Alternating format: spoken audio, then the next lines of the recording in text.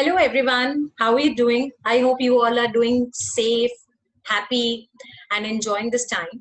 So this video is for the students who are taking CLAT 2020.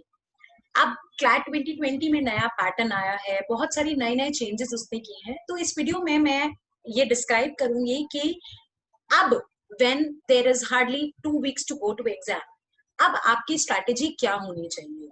Now in this video we will discuss कि इस time पे आप अगर for example you have just started, if you have you've been preparing since a very long time, whatever the state is, आखिरी के इन दिनों को आप कैसे यूटिलाइज कीजिए. और जो कि कंसोर्टियम ने हमें एक सिलेबस दिया है, हमें बताया है कि वो ये पूछने वाला है क्लैट 2020 में, हम उसको जरा डिटेल में देखेंगे कि एक्चुअली में what all we can expect from CLAT 2020, right. So आज के वीडियो में हम लोग छोटा सा पहले डिस्कशन करेंगे कि ओल्ड और न्यू पैटर्न में क्या सिमिलैरिटीज हैं और क्या डिफरेंसेस हैं. दूसरा, हम इस बारे में भी बात करेंगे कि अब आपको एक दिन में कितने मॉक्स लिखने चाहिए, आपको करंट अफेयर्स कौन से एरिया पे ज्यादा फोकस करना चाहिए. अगर आपने न्यूज़पेपर्स या फिर आपका करंट अफेयर्स थोड़ा ज्यादा इतना अच्छा नहीं है, then at this last stage how you can improve all those things. Okay, so I request you, if you're taking CLAT 2020, please do watch this entire video. आपको बहुत सारी चीजें हैं जो आपकी क्लियर हो जाएंगी. अभी हम फटाफट से इस पैटर्न के ऊपर जाते हैं जो कि क्लैट 2020 हमसे पूछने वाला है और जो कि कंसोर्टियम ने ऑलरेडी हमें दिया हुआ है वेबसाइट के ऊपर. So what are the new changes and how it is expecting student to perform in this. Okay, so of course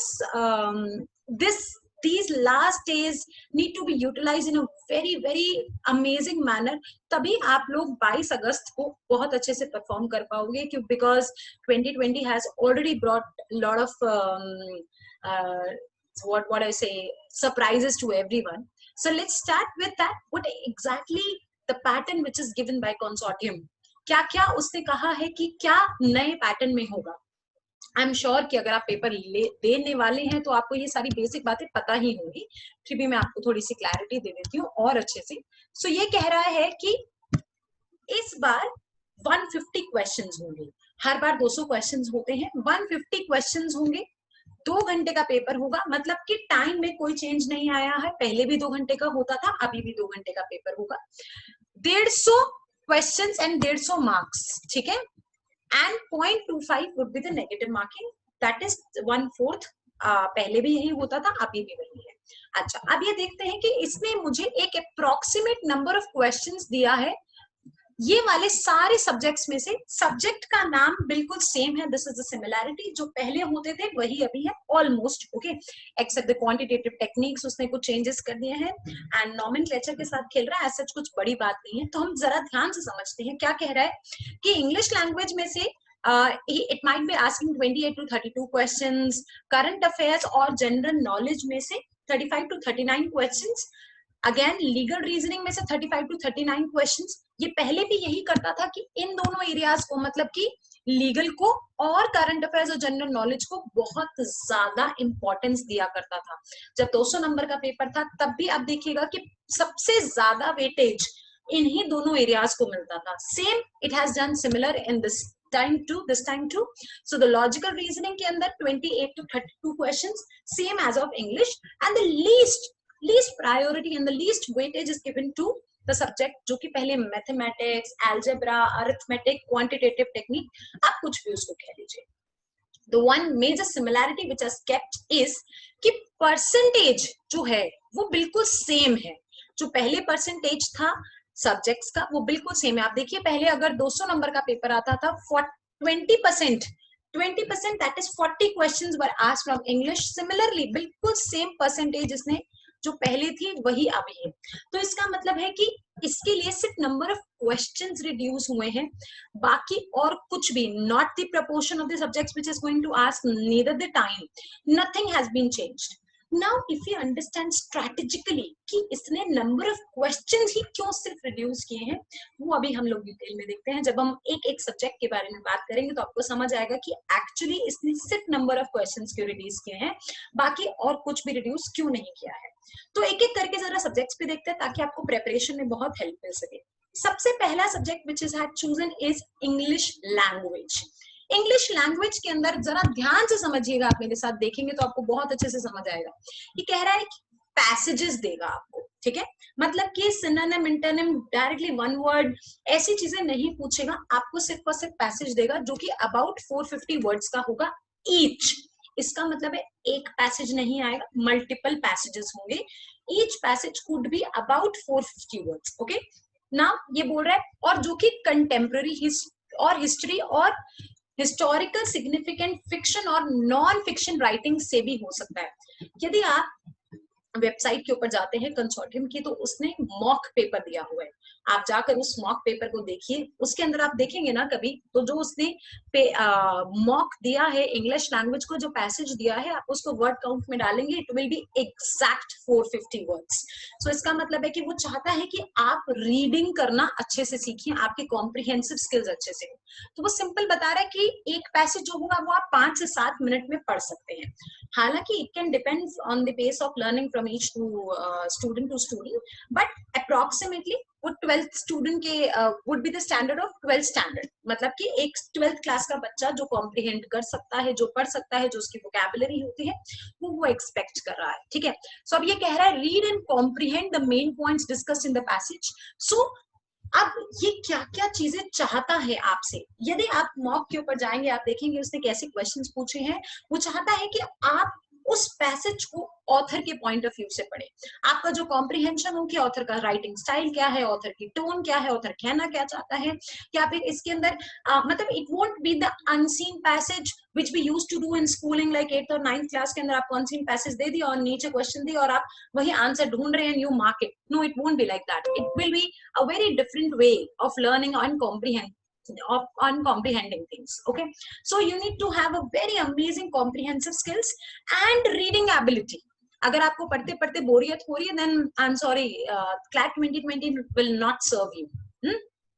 So आगे क्या कह रहा है आपसे, अगला सब्जेक्ट है हमारे पास current affairs which includes general knowledge. Current affairs which includes general knowledge, ये हर साल ऐसा ही पूछता है, लेकिन इस बार जो इसने चेंज किया है बहुत ही बढ़िया, वो दोबारा से कह रहा है कि जो पैसेजेस हैं वो अप टू 450 वर्ड्स के होंगे। Again number of passages could be there and which could be 450 words. So is it strange that current affairs में तो बहुत ही हमसे हमेशा से one liner questions पूछता था, who is the, where is the meeting going on, which is the treaty being signed, which is the president, who is the president, like these very simple questions. But what is the role of current affairs in having passages? So this is where the kick is. CLAT 2020 जो है वो आपको आपकी ability check कर रहा है, whether you have the right attribute to become a lawyer or not. So lawyer has all those attributes कि उनका रीडिंग कॉम्प्रिहेंशन बहुत अच्छा होता है, उनको अगर कुछ भी आर्टिकल्स कुछ भी एडिटोरियल्स दिए जाएं तो वो उसमें से असली बात को निकाल सकते हैं। एक्चुअली में एग्जाम यही चेक करना चाहता है and this is the reason कि उसने नंबर ऑफ क्वेश्चंस रिड्यूस किए हैं, टाइम रिड्यूस नहीं किया। दिस इज द रीजन, वो आपको टाइम दे रहा है पूरा कि आप टाइम लीजिए, लेकिन आपकी रीडिंग कैपेसिटी बहुत अच्छी होनी चाहिए, आपकी कॉम्प्रिहेंशन स्किल्स बहुत अच्छी होनी चाहिए। नाउ ये आपको पैसेजेस देगा करंट अफेयर्स में, and current affairs could be related to which could be derived from news, journalistic resources and non fiction writing. अब बात यहाँ पर आती है कि आपको मेजर इवेंट्स बहुत अच्छे से पता होने चाहिए, जो कुछ भी मेजर इवेंट्स हुए हैं उनका खासकर हमारी कंट्री के ऊपर, हमारी इकोनॉमी के ऊपर, हमारी चीजों के ऊपर what has been the impact, ये आपको बहुत क्लियर होना चाहिए। नाउ द गुड और बैड पॉइंट इज कि पहले क्या होता था, पहले अगर मुझसे 50 क्वेश्चंस पूछता था तो I need to remember 50 important current events, right? क्योंकि पहले 50 क्वेश्चंस पूछा था तो 50 में से कम अगर मैं स्टैटिक जीके को हटा भी दूं तो कम से कम 30 क्वेश्चंस जो होते थे वो करंट अफेयर्स के, करंट न्यूज के हुआ करते थे। तो it means I need to remember at least 30 events. But now अगर ये मुझसे यहाँ पर मैं मान लेती हूँ 7 पैसेजेस पूछेगा and each passage could have 5 questions which could come to 35 questions from this particular area. It means here I just need to remember 7 important facts. No? लेकिन इसका the other side of the coin is कि यदि आपको एक भी important fact नहीं आता होगा, जहां आपको पहले 30-35 याद करने पड़ते थे, अब आपको सिर्फ 7 याद करने हैं। लेकिन यहाँ पर यदि आपको एक भी नहीं आता होगा तो आप एक, you won't lose one, you would lose 5 of it, right? So this is something very smart technique which is being opted by a consortium this year. So you have to be very, very careful while attempting these questions, while preparing for such thing. So इसमें आपको clearly बताया है कि वो आपसे क्या क्या पूछेगा. It could be contemporary events of significance from India and the world, art and culture, international affairs and historical events of continuing significance. Again significance ये बार बार word use कर रहा है, तो साफ कह रहा है आपसे कि it should be having a very significant nature. So you just need to read important things and go into the history, dig up and find out what could be the relevant things for you, right? The next area is legal reasoning. Legal reasoning में पहले questions आया करते थे fact principal वाले questions. Principal दे देता था, fact they देता था, 4 ऑप्शन दे देता था. वो ऑप्शन सबसे ज्यादा सही होता था जो प्रिंसिपल से सबसे ज्यादा मिलता जुलता है. ऐसा कुछ भी इस बार नहीं करने वाला है. उसने again there would be passages of 450 words each. I don't know whether 450 is the favorite number of consortium. So ये सारे passages दे रहा है 450 words के. Again number of passages could be there. यहाँ पर इसने कुछ बातें साफ साफ लिखी है that you need not require any prior knowledge of law.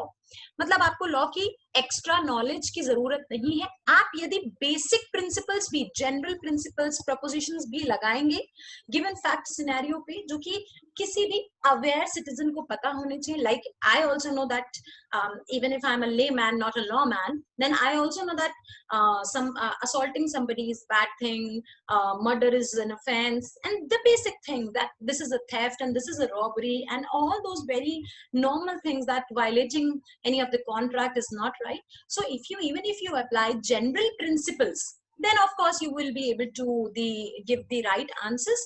And इसके अंदर सिंपली वो आपसे इन्फरेंस वाले क्वेश्चंस पूछेगा. आपको इन्फर करना है. There would be set of rules given and you have to infer the answer again and again. It is mere checking your comprehension skills. यदि आप इन्फर तभी कर सकते हो जब आपका कॉम्प्रिहेंशन बहुत अच्छा है. When you are able to read it, when you are able to comprehend it, then only you will be able to infer it, right?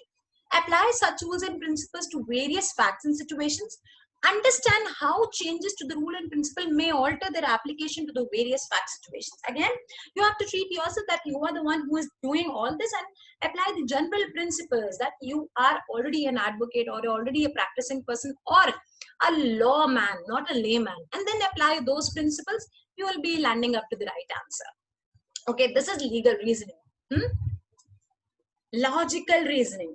If you have seen the mock which being released by consortium, logical reasoning में you would be trying to find out कि यार blood relation कहाँ है, sequence series कहाँ है, where is AR, because that is the area जहाँ पे लोगों को edge मिला करता था.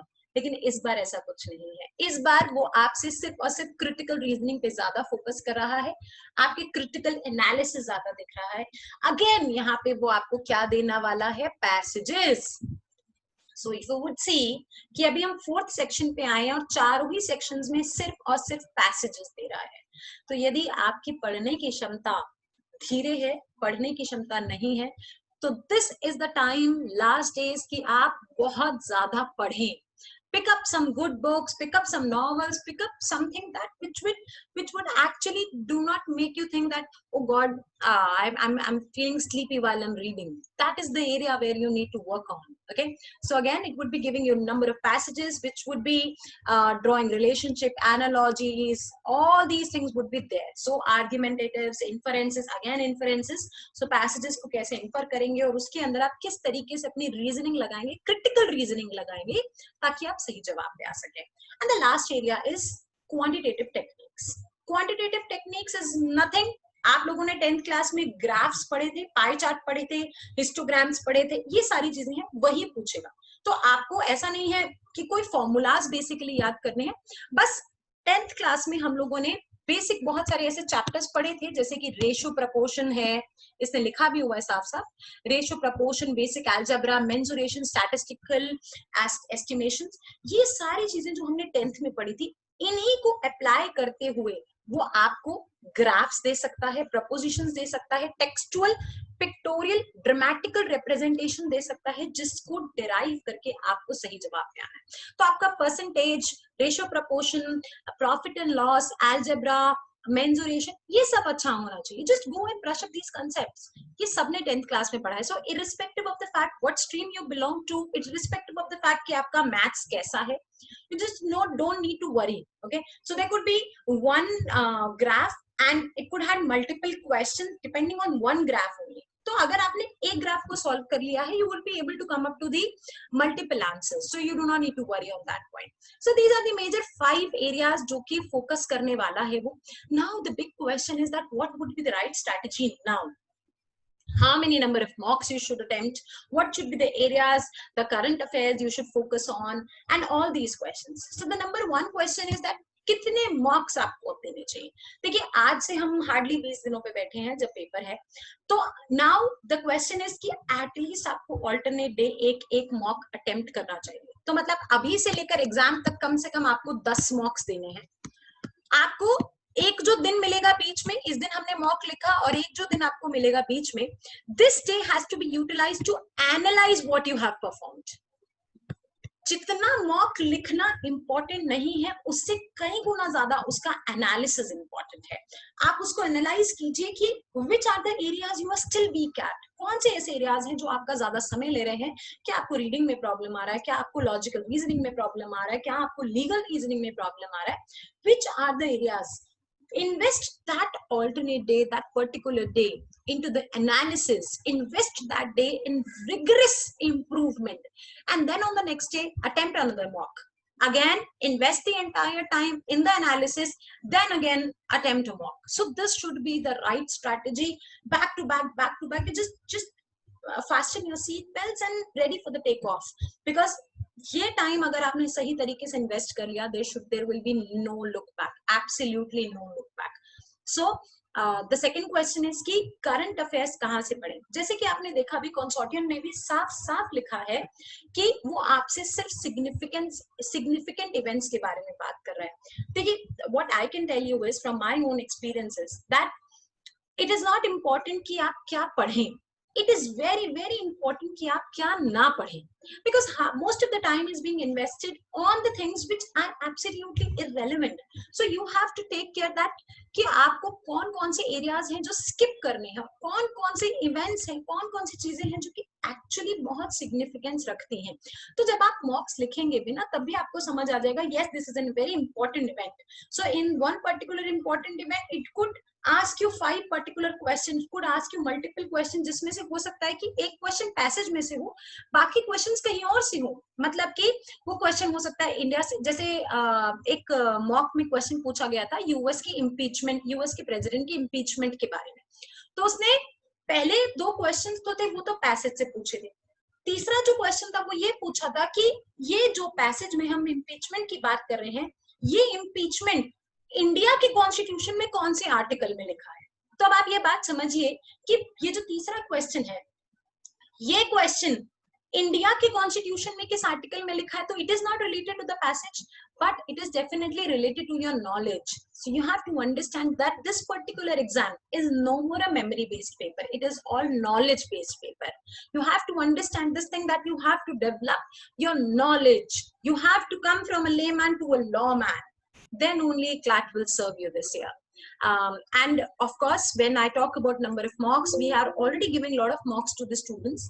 If you have any problem, if you want us to give you mocks, if you want us to help you in particular subject, then please let me know in the comment section. I'm there to help you. I hope ये video आपको बहुत help करेगा समझने में कि कौन कौन से एरियाज पे आपको ज्यादा फोकस करना है, and which are the areas you need to give more weightage on.